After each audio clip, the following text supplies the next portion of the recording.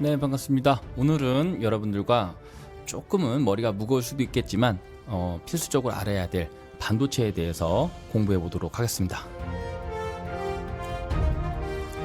네, 반도체 여러분들 생각만 해도 뭐지?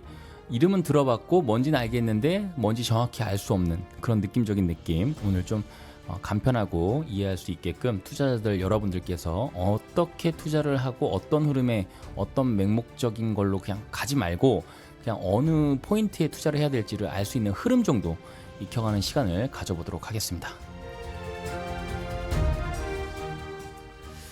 네, 반갑습니다. 오늘 여러분들 반도체에 대해서 간략하게 말씀드려 보겠습니다. 누구나 한 번씩 들어봤을 반도체.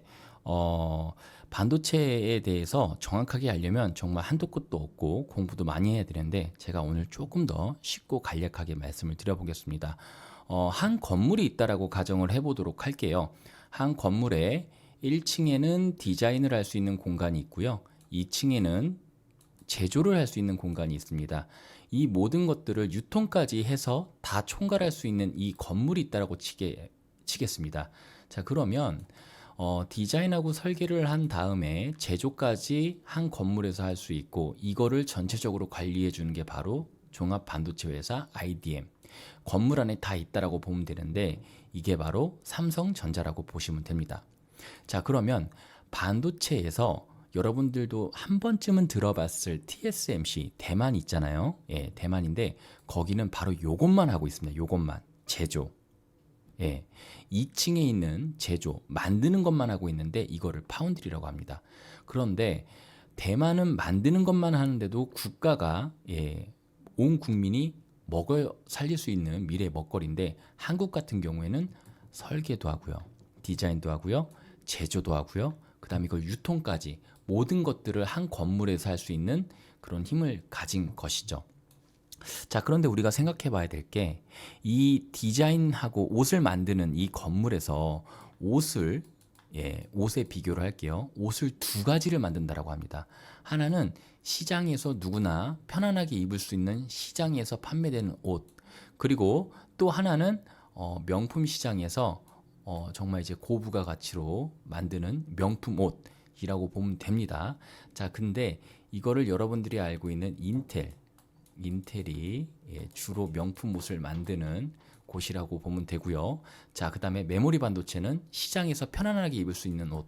삼성전자, 여러분도 알고 있는 삼성전자, 그리고 SK 하이닉스가 있겠죠. 하이닉스가 만들고 있습니다. 옷을. 자, 비교를 이렇게 해드린 것 뿐이에요.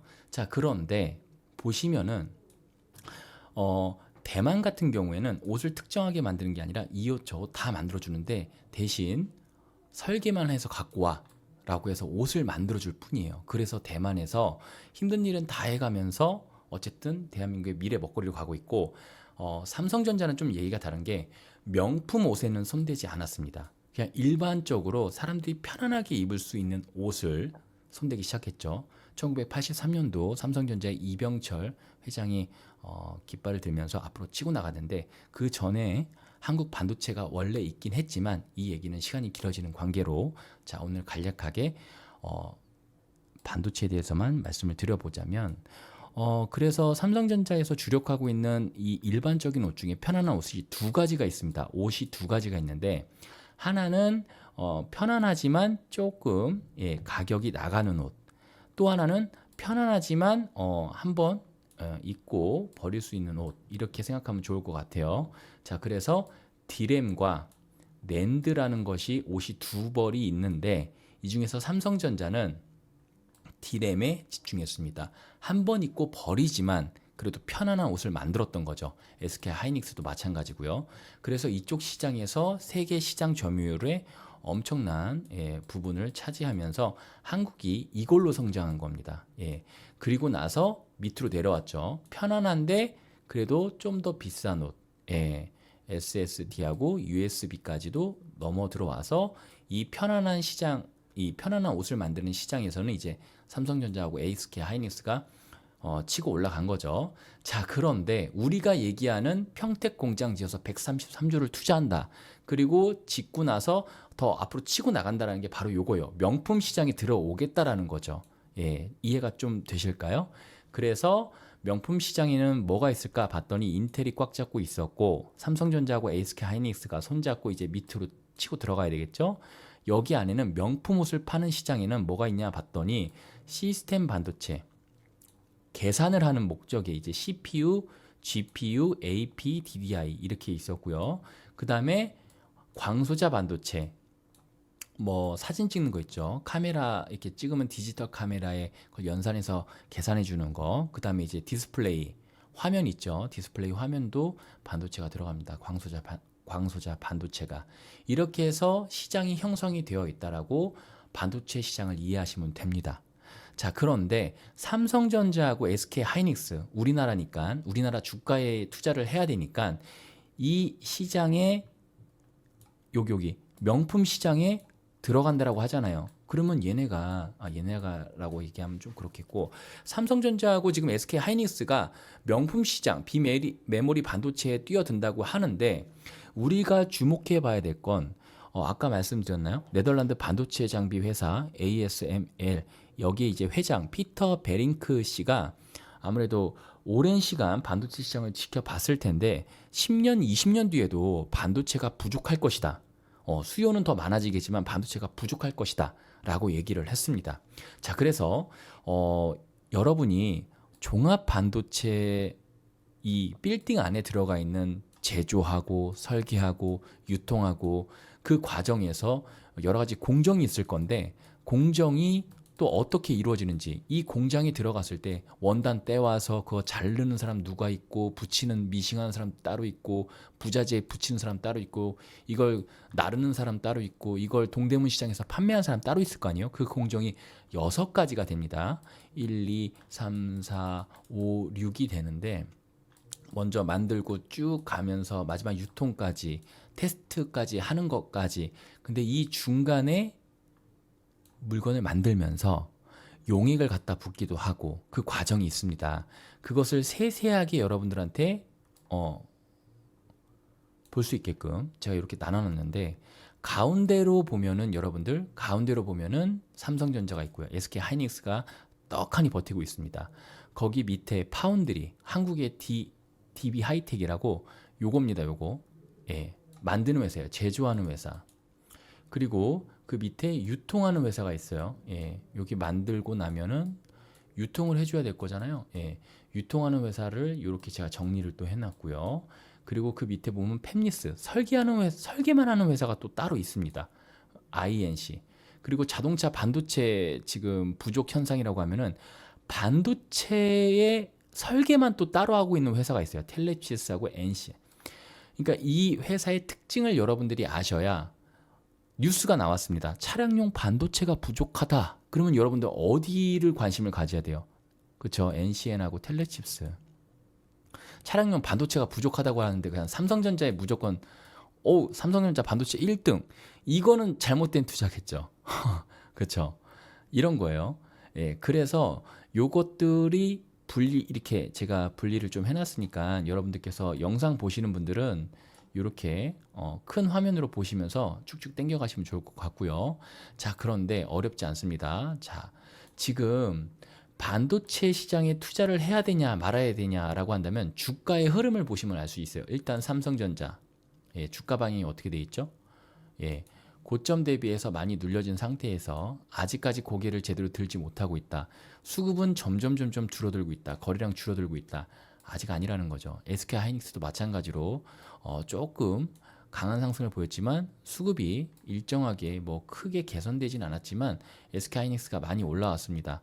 올라온 건 사실이긴 하지만 아직까지도 투자하기는 좀 그렇지 않을까라고 생각하는 이유가 전체적인 반도체 업황이 좋아졌다라고 보기 힘들다라는 겁니다.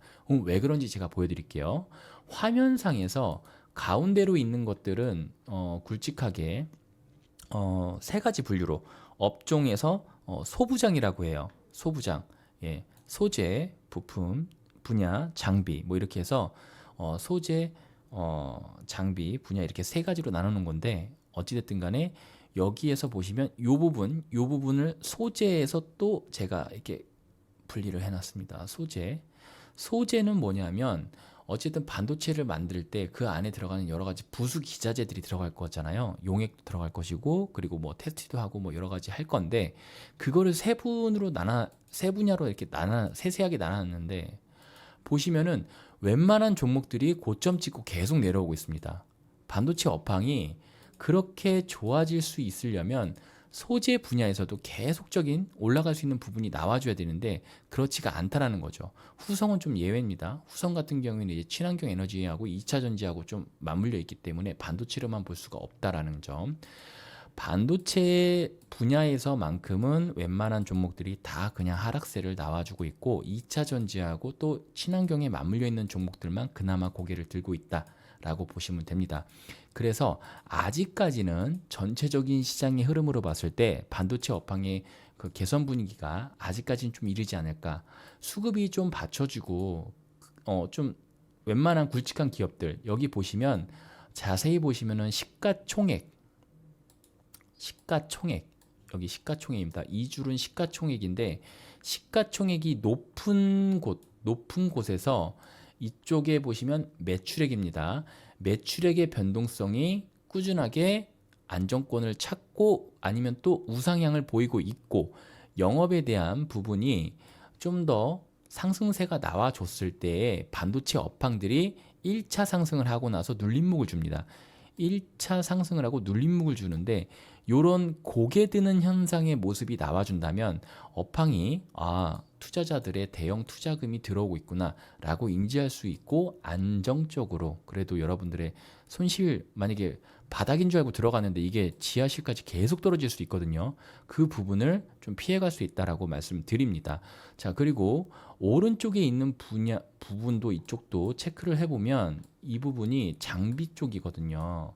장비 쪽은 뭐 투자하겠다 그러면 당연히 이쪽에 투자금이 몰리면서 주가가 올라갈 텐데 기업들이 투자를 잘 안 합니다. 지금 왜 그러냐면 삼성전자 외에는 투자를 잘 못하는 이유가 돈이 한두 푼 드는 것도 아니고 그리고 지금 반도체는 삼성전자에서 투자한다라고 했지만 그 외에 전체적으로 코로나로 인해서 2년 동안 경기 침체가 일어났기 때문에 유보금을 많이 쌓아놓지 기업들이 돈을 투자해서 투자 설비를 막 늘린다 반도체 쪽에서 많이 힘듭니다. 그리고 네덜란드 아까 말씀드렸던 그 ASML 여기 회장이 말씀을 주셨다시피 뭐 10년 20년 뒤까지도 반도체는 부족할 것이다. 이 부분이 왜 그런지를 우리가 좀 시사해서 좀 생각을 해봐야 되거든요. 이 부분이 장비를 좀 아무래도 반도체 장비가 일반 우리가 뭐 일반 장비 사듯이 그냥 막 살 수 있는 게 아니에요. 전자 드릴 사듯이 막 사는 게 아니라 전동 드릴 사듯이 사는 게 아니라 한 번 살 때 엄청난 금액이 들어가거든요. 근데 그 산업이 10년, 20년을 내다보고 어쨌든 투자를 해야 되는데 장비가 고가의 장비가 들어오고 그 외에 부수 장비도 마찬가지인데 기업들이 보고서를 보면은 투자에 대한 의지가 그렇게 없습니다. 예. 그리고 매출액도 오히려 떨어지면 떨어졌지 이게 수주 물량이 계속 늘어나지가 않습니다. 그래서 반도체 업황이 전반적으로 어렵다라고 느껴지는 이유고 주가에서 상승의 고개를 드는 종목들은 대부분 다른 2차 전지라든지 친환경 에너지라든지 이쪽에 물려있는 종목들이 가고 있다라는 것을 여러분들이 인지를 하셨으면 좋겠습니다. 자, 그래서 반도체 관련되어 있는 종목들을 지금 사야 된다라면 사실상 아직은 좀 시기상조가 아닐까. 예, 많은 증시 분석하시는 분들께서 좋다라고 이제 말씀을 주시고 미리 투자해야 된다라고 말씀을 주시는데 저 같은 경우에는 많은 지표들을 이렇게 봤을 때는 아직은 좀 시기상조가 아닐까. 왜냐하면 수급이 좀 들어오고 나서 주가가 완전히 턴 돌리기 전에 어느 정도 그래도 들어와 주거든요. 근데 주가만 그냥 쭉 갔다가 수급 없이 올라갔다가 갑자기 훅 빠집니다. 예. 건강하게 올라가려면 수급이 붙어주고 전체적으로 이 모든 섹터, 모든 이 반도체 전체 섹터에서 또 소부장으로 나눴을 때 전반적으로 올라가 줘야 이게 건강하거든요. 근데 지금 전체적으로 올라가는 흐름이 아니라 다른 에너지 뭐 이런 쪽에 엮여 있는 것들, 2차 전지에 엮여 있는 것들은 다 올라가는 모습이 조금은 나와주지만 대부분 이런 식으로 내려왔다가 올라갔다가 밑으로 빠지는 그림이 나와주고 있고, 수급도 건강하게 이제 채워지는 게 아니라 조금씩 줄어들고 있는 상황이기 때문에 관망세가 전반적으로 나오고 있다라고 판단이 됩니다. 자, 이 녹화 방송은 2022년 2월 16일인데요. 여러분들께서 좀 더 기다리셨다가 3월 달에 또 상장 폐지 시즌 나오는데, 그때 이후에 수급 동향을 보고 반도체 업황을 들어가도 늦지 않는다라고 생각이 됩니다. 자, 그러면 반도체 같은 경우에는 아까 1, 2, 3, 4, 5, 6 1, 2, 3, 4, 5, 6 단계가 있는데, 이 6번째 단계가 후 공정이거든요. 이건 뭐냐면 테스트하는 거예요. 이게 불량이 있는지 없는지 테스트하는 곳인데, 제가 여러분들과 이제 관심을 갖고 있는 SFA 반도체 같은 경우에는 자동차 반도체 쪽에 후공정 테스트하는 장비 관련주입니다. 후공정 테마기 때문에 요거는 지금 자동차 반도체가 다시 한번 올라오고 있는 그림이 나오기 때문에 테스트는 늘어날 수밖에 없기 때문에 관심을 좀 가졌으면 좋겠다라고 말씀드렸고, 여기 보시면 SFA 반도체 같은 경우에는 매출액이 4,600억 원이 넘어가는 기업입니다. 꾸준히 나와주고 있는데 시총이 지금 1조밖에 되지 않습니다. 그 위에 있는 한미반도체가 시총이 1조 6천억 원인데 매출액은 2,700, SFA 반도체는 4,600. SFA가 더 커요. 더 큰데 좀 저평가받고 있는 부분이 있고, 그래서 반도체 안에서도 관심 가져야 되는 요런 특별하게 개별 테마죠. 개별 종목으로서 특정 기술을 갖고 있고 올라갈 수 있는 개별 종목들은 또 반도체 안에서도 업황은 안 좋아도 올라갈 여지가 있다. 그러니 투자자분들은 반도체 업황이 좋아요, 안 좋아요? 라고 첫 번째 1단계 그림을 본 이후에 두 번째로는 1단계에서 안 좋아? 반도체가 안 좋아? 안 좋지만 그 안에서 특별하게 개별 종목들이라고 하죠. 기술력을 갖고 있고, 그리고 그 안에서도 매출액은 나와주는데 너무 저평가인데 라고 하는 그런 종목들은 좀 핀셋으로 끄집어내서 요거를 이제 또 관심 있게 보시면 단기적으로 올라가는 수익을 가져갈 수 있다. 요런 이제 생각을 가지셨으면 좋겠습니다. 자, 화면을 크게 보시면은 제가 이렇게 반도체 전체 업황에 대해서 잘게 쪼개놨습니다. 쪼개놨기 때문에 요거 가져가시면 여러분들 그래도 공부하시면서 반도체 업황에 투자하는데 좋은 흐름 느낌 가져갈 수 있을 거라고 판단돼서 이렇게 영상 한번 만들어 봤습니다. 자, 영상이 도움이 되셨다면 좋아요와 구독 버튼 한번 눌러주시면 감사할 것 같고요. 자, 그리고 요 부분을 좀 더 세밀하게 받아보고 싶다 하시면 댓글 남겨주시면 제가 요거를 또 정리한 거를 표를 보내드리도록 하겠습니다. 이상 오늘 반도체 업종에 대해서 같이 알아보는 시간, 공부해보는 시간 가져봤습니다. 수고하셨습니다.